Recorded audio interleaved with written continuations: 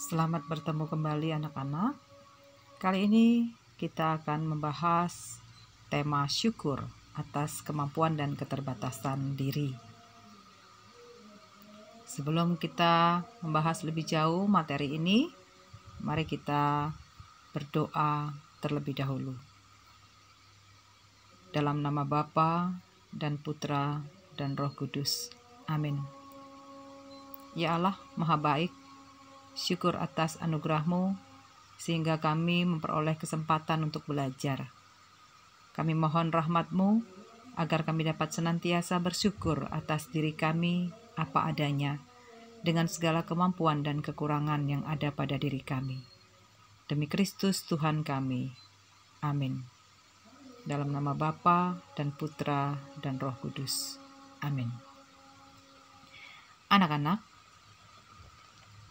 tema kita tentang syukur atas kemampuan dan keterbatasan diri, bicara tentang pribadi kita sebagai manusia. Setiap pribadi itu senantiasa berbeda. Maka, setiap pribadi itu disebut unik, khas, atau tidak ada duanya. Karena antara satu pribadi dengan pribadi yang lain itu berbeda, tidak sama. Mengapa setiap manusia punya keunikan? Setiap manusia punya keunikan karena perilaku setiap orang itu dibentuk oleh sikap dan karakter pribadi. Nah, apa itu sikap dan karakter pribadi? Sikap adalah keadaan batin yang mengandung pendirian dan keyakinan terhadap seseorang ataupun sesuatu yang terungkap secara lahir dalam kata-kata serta tingkah laku. Sikap itu selalu dibentuk dan dipelajari sepanjang perkembangan hidup seorang manusia. Jadi sikap itu tidak sekali jadi. Nah, sikap ini mempengaruhi karakter. Karakter itu sesuatu yang keluar dari diri seseorang, sulit dilukiskan sehingga orang lain mengatakan orang ini ramah, orang ini baik, supel, pendiam, suka menolong dan seterusnya.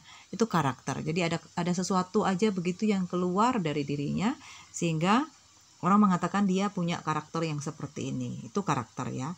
Nah, karakter itu dipengaruhi oleh sikap tadi. Sikap itu tadi ya, keadaan batin yang mengandung pendirian dan keyakinan bisa terhadap seseorang, bisa terhadap sesuatu. Jadi misalnya bagaimana sih sikap kita terhadap belajar ya, atau sikap kita terhadap guru misalnya.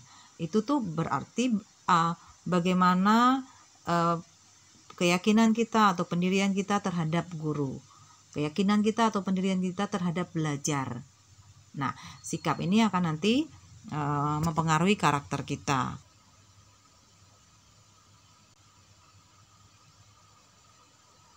Nah, sikap dan karakter manusia tadi tidak sekali jadi ya. Dia tidak selamanya seperti itu atau begitu lahir sudah dengan sikap yang seperti itu, sudah dengan karakter yang seperti itu. Enggak sekali jadi. Justru bisa berubah, bisa yang baik jadi buruk atau sebaliknya yang buruk bisa jadi baik. Karena sikap dan karakter manusia itu dipengaruhi oleh beberapa hal. Pertama, lingkungan tempat tinggal. Jadi dia tinggal di lingkungan yang kayak apa, itu akan mempengaruhi sikap dan karakternya. Lingkungan yang baik itu dia akan logikanya cenderung baik begitu. Sedangkan yang buruk ya dia akan terpengaruh dengan lingkungannya itu. Lingkungan itu sangat mempengaruhi. Yang kedua yang mempengaruhi juga adalah pendidikan di dalam keluarga. Nah, pendidikan yang baik, orang tua yang mendidik dengan baik anak-anaknya, tentu saja anaknya cenderung kemungkinan besar akan juga tumbuh menjadi anak yang baik. Tapi yang tidak pernah dididik, yang dibiarkan aja, yang tidak pernah diajar, ya jadinya akan jadi anak yang kurang ajar begitu. Yang mempengaruhi juga adalah pendidikan formal yang diperoleh. Jadi pendidikan formal itu yang pendidikan yang di sekolah ya, yang mungkin mulai dari TK, SD, SMP, SMA, lalu kuliah. Makin banyak pendidikan yang diperoleh, makin tinggi pendidikannya, sikap dan karakternya juga akan makin terbentuk, makin baik harusnya. Sedangkan yang kurang berpendidikan atau kurang mendapat pendidikan begitu, ya secara umum bisa dikatakan jadi kurang terdidik ya. Logikanya seperti itu. Yang mempengaruhi juga adalah cukup besar pengaruhnya media informasi yang diakses untuk zaman sekarang, apalagi media informasi yang baik, yang mendidik, yang berguna, yang membangun itu tentu saja akan membentuk sikap dan karakter pribadi seseorang menjadi lebih baik. Sedangkan kalau dia mengakses media informasi yang buruk, yang merusak, ya dia juga cenderung akan jadi pribadi yang rusak. Sikap dan karakternya akan tidak baik. Begitu juga dengan perkembangan kepribadian. Jadi kalau kepribadiannya berkembang ke arah yang baik, makin menuju kedewasaan, sikap dan karakternya juga akan jadi baik.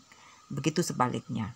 Nah, karena sikap dan karakter manusia ini tidak sekali jadi, dipengaruhi oleh banyak hal, maka di dunia ini tidak mungkin ada dua orang yang persis sama, meskipun dia kembar. Kembar identik sekalipun tidak mungkin, karena lingkungan yang mempengaruhinya, yang dia tinggal di lingkungan seperti apa, pendidikan dalam keluarga bagaimana, pendidikan formalnya yang diterima bagaimana, media yang dia akses apa, teman-teman dia yang tempat dia bergaulnya siapa-siapa aja, itu sangat mempengaruhi.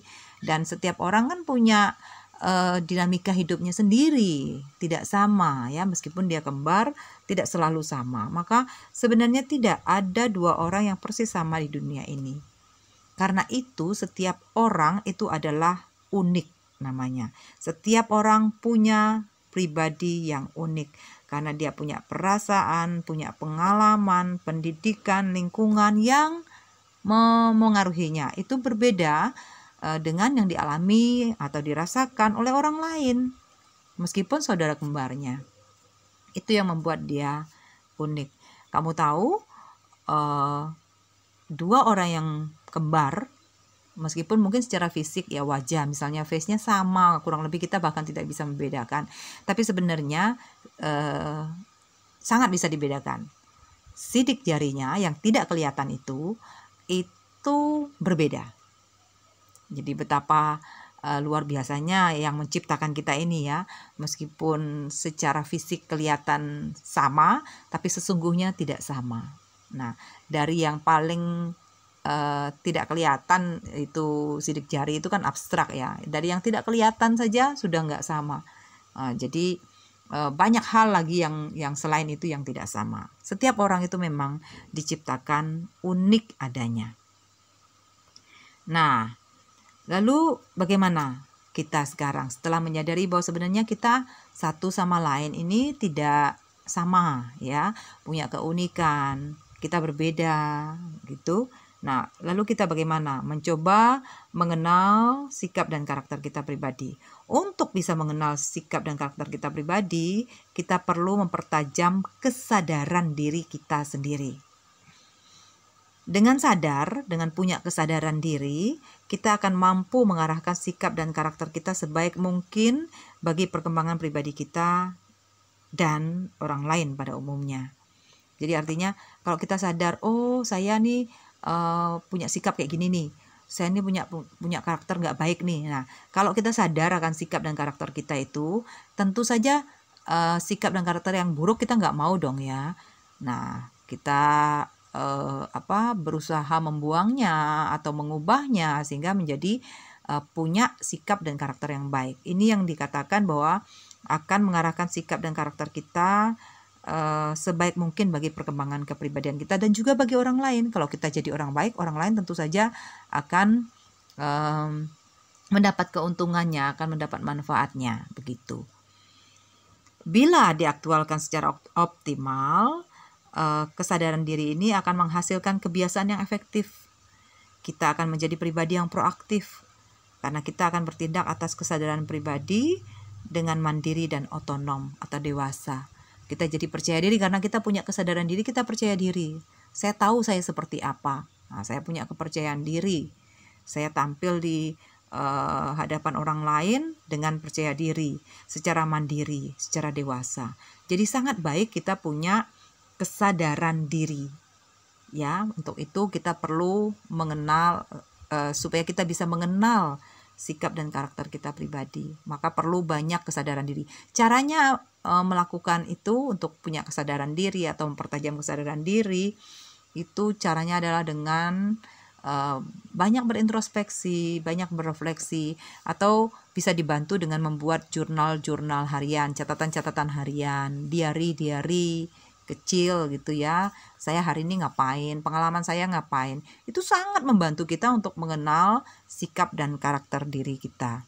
Nah, coba kalian biasakan mulai untuk mengenal sikap dan karakter pribadi sekarang ini ya. Buat saja jurnal harian, cerita kecil tentang pengalaman harian, malam hari ditulis di satu buku. Nah, itu sangat membantu kita untuk mengenal, oh tadi rupanya saya gini-gini tuh toh. Mungkin saya tadi menyakiti hati teman saya. Oh, mungkin tadi kata-kata saya kurang pas seperti itu. Itu kalau kita membuat jurnal atau kita ya berefleksi dalam doa, kalau yang biasa berdoa malam, melakukan introspeksi, melihat kembali hidupnya hari itu sangat membantu untuk bisa mengenal sikap dan karakter pribadi.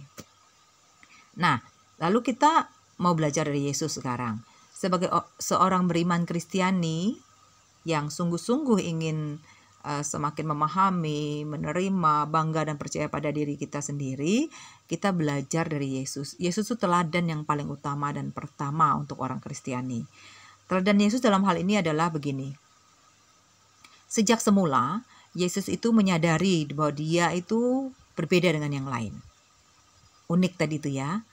Nah, dia punya cara berpikir, cara bersikap, cara bertindak, berbeda dengan orang lain. Dan dia tidak malu menunjukkan dirinya, tidak ragu menunjukkan dirinya sebagai pribadi yang tidak sama dengan yang lain. Meskipun kadang-kadang lalu menimbulkan kontroversi gitu ya. Tapi dia tetap tidak ragu. Dia tampil dengan dirinya apa adanya. Nah, belajar dari Yesus seperti itu, kita tampil percaya diri, kita menerima diri kita apa adanya, kita bangga gitu ya, percaya diri. Ini teladan dari Yesus untuk kita. Nah, setelah kita menyadari bahwa kita ini unik, punya kekhasan, berbeda dengan orang lain. Nah, yang perlu kita sadari kemudian adalah bahwa di dalam keunikan kita itu, kita punya bakat dan kemampuan. Dan nanti baru kita melihat lagi, selain bakat, kemampuan, atau potensi, atau kelebihan, kita juga punya keterbatasan. Nah, tema kita hari ini bicara tentang itu. Nah, kita lihat dulu bahwa kita dikaruniai oleh Allah bakat dan kemampuan. Semua orang, siapapun di dunia ini, tidak ada yang tidak punya kemampuan, tidak punya bakat, tidak punya talenta, tidak ada. Allah sudah memberikan anugerah, karunia, talenta sedemikian rupa kepada kita. Semua orang diberi. Nggak ada yang nggak diberi. Nah, Allah memberikan itu maksudnya supaya dikembangkan. Kita bisa melihat ada banyak sekali kisah sukses orang-orang yang kadang mereka bukan orang istimewa, tapi di tengah keterbatasan atau dengan keterbatasannya dan apa yang dia miliki itu, dia justru mampu menjadi orang-orang yang berguna bagi sesamanya, bagi orang-orang di sekelilingnya. Nah, ini ada cuplikan lagu The Massive, Jangan Menyerah, yang syairnya sangat bagus untuk menyadarkan kita bahwa ya kita memang punya kelebihan, punya kemampuan, tetapi juga punya keterbatasan. Kita baca bersama, ini penggalan syair yang sangat menginspirasi. Tak ada manusia yang terlahir sempurna. Jangan kau sesali segala yang telah terjadi. Kita pasti pernah dapatkan cobaan yang berat, seakan hidup ini tak ada artinya lagi. Syukuri apa yang ada, hidup adalah anugerah. Jadi The Massive dengan lagunya ini mengajak kita untuk senantiasa bersyukur. jangan menyesali begitu. Sadarlah bahwa memang tidak ada yang sempurna, selalu ada kekurangannya. Semua juga seperti itu. Nah, sekarang coba kita belajar dari beberapa tokoh yang jadi hebat, tetapi sebenarnya mereka orang-orang yang punya keterbatasan, bahkan keterbatasannya tuh luar biasa, bukan hanya biasa-biasa, bukan hanya kecil. Ini dia buta karena kecelakaan waktu kecil. Tapi lalu dia mengembangkan tulisan Braille untuk membantu tunanetra agar lebih mudah membaca dan menulis. Abad ke-19 ciptaannya diterima secara mendunia. Dunia internasional memperingati hari kelahirannya tanggal 4 Januari sebagai Hari Braille. Dia adalah Louis Braille. Coba kamu lihat, dia buta, tidak bisa melihat, tapi dia bisa jadi orang hebat yang justru menolong semua orang tunanetra di dunia ini, dari zamannya dan zaman setelahnya, bahkan sampai kita sekarang dan nanti yang akan datang, untuk bisa membaca dan menulis. Tokoh lain,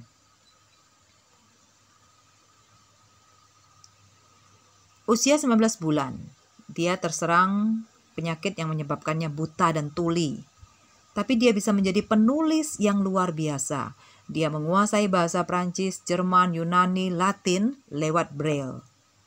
Bukunya yang terkenal, The World I Live In, dan The Story of My Life, itu diketik dengan huruf biasa dan huruf Braille, menjadi literatur klasik di Amerika Serikat, diterjemahkan ke dalam lebih dari 50 bahasa. Siapa dia? Namanya Helen Keller. Kita lihat tokoh lain lagi. Ini tahu siapa?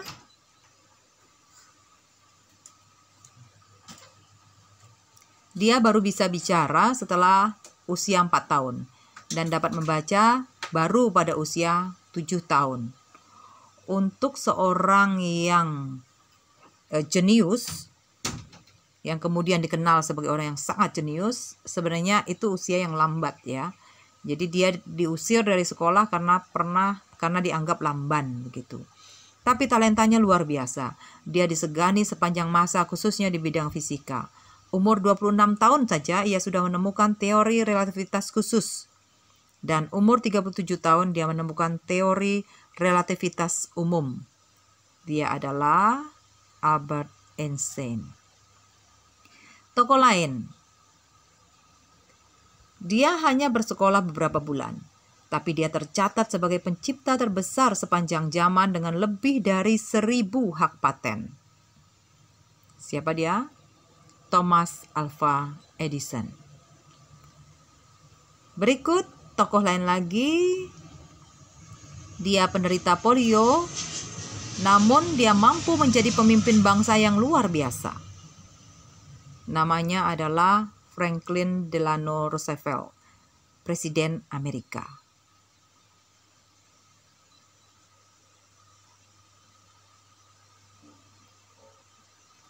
Berikutnya, tokoh lain lagi.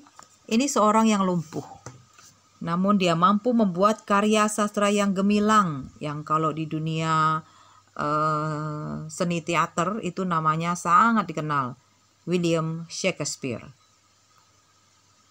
Ini juga sangat terkenal.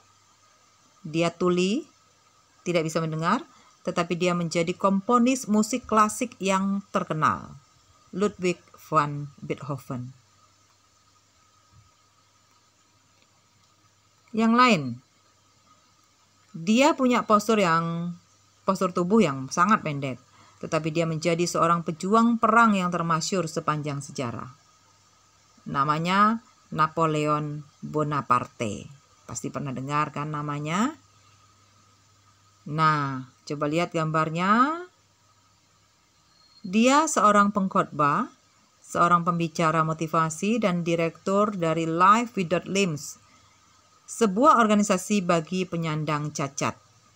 Lihat, dia tidak punya tangan, tidak punya kaki juga, hanya sedikit kaki sebelah kiri. Tapi semangatnya luar biasa. Dia membuat banyak orang terinspirasi dan melihat anugerah luar biasa dari Tuhan. Namanya Nick Vujicic. Nah, itu tadi tokoh-tokoh bukan orang Indonesia. Lalu sekarang Ibu ambil satu tokoh orang Indonesia yang juga sangat menginspirasi. Namanya Angki Yudhistira. Dia pendiri dan CEO Teachable Enterprise, sebuah startup yang punya visi membantu para difabel masuk dunia kerja. Dia seorang yang menyandang tunarungu. Sejak berusia 10 tahun dia jadi tunarungu. Tapi dia mampu menyelesaikan pendidikannya di sekolah umum dari SD sampai SMA, lalu kuliah di London School of Public Relations. Lulus dengan nilai yang sangat bagus, juga meraih gelar master di college yang sama lewat program akselerasi. Dia menulis buku yang juga sangat bagus, Perempuan Tunarungu Menembus Batas. Juga yang kedua, Setinggi Langit. Kemudian Become Rich as Sociopreneur. Nah, sekarang sejak tahun 2019 dia ditunjuk oleh Presiden Jokowi menjadi staf khusus. Ini orang-orang tokoh-tokoh besar yang sangat menginspirasi kita atau karya-karyanya sangat luar biasa, tapi sebenarnya mereka bukan tanpa kekurangan, justru kekurangannya besar. Tapi belajar dari para tokoh ini kita tahu bahwa di balik kekurangan, keterbatasan, ketidakmampuan justru bisa diolah sedemikian rupa menjadi kekuatan yang luar biasa. Nah, coba kalian lihat diri kalian sendiri. Apakah kalian seperti mereka yang punya banyak kekurangan secara fisik? Ibu yakin di antara kalian tidak ada yang punya kekurangan sebesar mereka-mereka ini. Coba lihat diri kalian sendiri, sadari. Kalian punya 2 mata, punya 2 telinga, 2 tangan, 2 kaki, hidung, dan semua berfungsi dengan baik. Kita punya kemampuan-kemampuan dengan anggota-anggota tubuh kita itu. Letaknya juga pada tempat yang pas, sehingga indah dipandang. Kita bisa melihat dengan mata, bisa mendengar dengan telinga, dan seterusnya, dan seterusnya. Kita punya kecerdasan, kita punya perasaan, kita bisa berpikir, kita bisa bercita-cita, kita bisa mencintai, kita bisa percaya, bisa berharap, bisa mengambil keputusan secara bebas. Begitu banyak kemampuan yang kita punya. Begitu indah keadaan diri kita. Sadarilah semuanya itu. Nah, setelah kita menyadari semuanya, lalu apa yang harus kita lakukan supaya kita bisa mengembangkan diri kita itu? Setelah kita tahu secara fisik kita sudah normal, lengkap. Kita juga punya kemampuan-kemampuan yang bisa kita gunakan dengan anggota tubuh kita itu. Coba sekarang kita mau menemukan bakat kita. Kita bisa minta bantuan keluarga dan teman-teman. Bisa juga tentu saja kita perlu minta bantuan Allah dalam doa. Kita semua orang beriman. Luangkanlah waktu dan upaya untuk mengembangkan bakat. Kalau misalnya punya bakat menggambar, ya harus rajin-rajin menggambar. Yang punya bakat main musik, ya harus banyak berlatih main musik. Gak bisa begitu saja langsung hebat gitu kan. Harus percaya diri juga. Pelajari keterampilan-keterampilan yang diperlukan. Bila perlu ikut kursus, minta diajari orang yang lebih pinter gitu ya. Baca buku untuk memperkaya diri dan lain-lain. Terus berlatih tadi, tidak boleh merasa sudah hebat, tapi harus terus-menerus berlatih. Dari para tokoh yang kita lihat tadi bukan berarti mereka tidak berlatih. Thomas Alva Edison, kalian pasti pernah dengar ceritanya. Berapa banyak kegagalan dia sampai dia bisa menemukan bola lampu, menemukan listrik, menemukan yang lain-lain. Ada banyak sekali eksperimen gagal yang eh, dia jalani. Tapi dia nggak putus asa, terus lagi. Begitu juga pasti tokoh-tokoh yang lain. Nggak mudah bagi mereka yang buta, tapi kemudian bisa jadi seperti itu. Yang tuli bisa jadi seperti itu. Pasti ada banyak sekali proses sulit yang mereka lalui. Bagikan juga bakat kita kepada orang lain. Jadi nggak untuk diri kita sendiri. Kita bisa belajar dari para tokoh tadi itu. Nah, sekarang mari kita lihat kitab suci. Bagaimana kita mengembangkan karunia Allah dengan landasannya landasan kitab suci. Ada sebuah perumpamaan dari Matius 25 ayat 14 sampai 30, perumpamaan tentang talenta. Yang punya kitab suci bisa baca kitab suci ini, tapi kita langsung simpulkan saja bahwa perumpamaan ini mengajarkan setiap orang punya kemampuan dan bakat dalam ukuran dan lingkungan tertentu. Jadi diceritakan dalam perumpamaan itu bahwa ada 3 orang hamba yang diberi talenta oleh tuannya beda-beda. Ada yang 5, ada yang 3, ada yang 1, begitu. Ada yang 5, 2, 1, begitu ya. Nah, itu menunjukkan bahwa setiap orang memang bakatnya itu lain-lain. Jadi kalau kita lihat orang di sekitar kita, ada yang pinter sekali, bisa ini, banyak sekali dia bisa. Nah, itu memang dia diberi banyak bakat. Tapi ada yang lain yang bakatnya hanya kurang gitu. Tapi yakinlah bahwa semua orang punya kemampuan atau potensi, itu punya semua orang. Nah, letaknya bukan soal banyak sedikitnya, tetapi bagaimana bakat dan kemampuan itu kita kembangkan atau kita gunakan untuk melayani Allah dan sesama.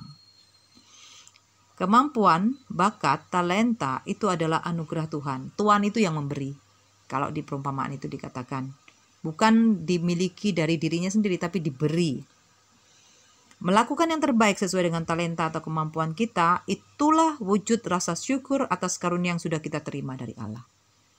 Jadi kita menerima, lalu kita bersyukurnya bagaimana? Melakukan yang terbaik. Menggunakan dan mengembangkan talenta sebagaimana mestinya. Bukan dikubur atau ditanam begitu ya, disembunyikan. Nah, kalau itu gak akan menghasilkan apa-apa.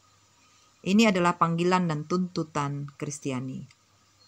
Dari gagasan pokoknya tentang dari perumpamaan tentang talenta itu, bahwa Yesus memberikan gambaran seorang tuan yang memberikan talenta kepada hamba-hambanya. Tadi ya, 3 orang hamba. Dia bertindak tegas kepada seorang hamba yang tidak mau mengembangkan talenta dan hanya memendam talenta itu dalam tanah. Jadi yang menyembunyikan, yang tidak mengembangkan itu akan mendapat hukuman. Setiap orang diberi talenta oleh Tuhan. Mereka harus mengembangkan dan menggunakan talenta itu sebagaimana mestinya. Itulah panggilan dan tuntutan orang beriman Kristiani tadi. Kita harus mengembangkan bakat yang kita miliki karena Tuhan telah memberikan talenta itu kepada kita, manusia ciptaannya, sesuai dengan kemampuan yang dimiliki masing-masing manusia. Maka kita harus mencontoh hamba yang pertama dan hamba yang kedua yang mengembangkan talenta yang mereka punya dengan baik. Tidak boleh mencontoh hamba yang ketiga yang hanya mengubur talentanya tanpa berusaha untuk mengembangkannya. Allah akan sedih dan kecewa kalau kita hanya memendam bakat yang kita miliki. Terlebih kalau kita iri hati terhadap kemampuan orang lain yang punya banyak bakat begitu. Nah, yang harus kita lakukan sekali lagi adalah mengembangkan bakat yang kita miliki. Untuk mengembangkan tentu saja tadi ya, kita perlu menemukan dulu apa sih bakat saya ini. Setiap orang pasti punya. Maka yang harus kita kembangkan ini tadi, yang harus kita lakukan ya, lalu kita mengembangkan ini, bersyukur, menerima, menghargai diri dengan segala kemampuan dan keterbatasan yang kita miliki, berusaha jadi yang terbaik. Ini sebuah puisi untuk memotivasi kita supaya kita be the best, menjadi yang terbaik. Jika kau tak dapat menjadi pohon meranti di puncak bukit, jadilah semak belukar di lembah. Jadilah semak belukar yang teranggun di sisi bukit. Kalau bukan rumput, semak belukar pun jadilah. Jika kau tak boleh menjadi rimbun, jadilah rumput dan hiasilah jalan di mana-mana. Jika kau tidak dapat menjadi ikan mas, jadilah ikan sepat. Tapi jadilah ikan sepat terlincah di dalam payau. Tidak semua orang dapat menjadi nakhoda, lainnya harus menjadi awak kapal dan penumpang. Pasti ada sesuatu untuk semua. Karena ada tugas berat, maka ada tugas ringan.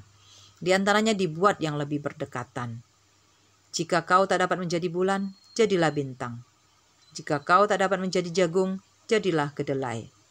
Bukan dinilai kau kalah ataupun menang. Jadilah dirimu sendiri yang terbaik. Oleh Douglas Mellock. Nah, puisi ini mau mengajarkan pada kita, tidak harus kita jadi yang hebat-hebat, tapi dalam peran kita, dalam porsi kita, dalam situasi hidup kita, jadilah yang terbaik. Nah, sebagai penutup, mari kita mengakhiri pertemuan kita kali ini dengan berdoa bersama. Dalam nama Bapa dan Putra dan Roh Kudus. Amin. Ya Allah, Maha Pemurah, syukur atas rahmat-Mu sehingga kami boleh menyadari bahwa kami memiliki potensi dan kemampuan yang dapat dan harus kami kembangkan meskipun kami juga memiliki kekurangan. Semoga kemampuan kami dapat berguna bagi sesama kami. Doa ini kami sampaikan kepadamu dengan pengantaran Kristus, Tuhan kami. Amin. Dalam nama Bapa dan Putra dan Roh Kudus. Amin.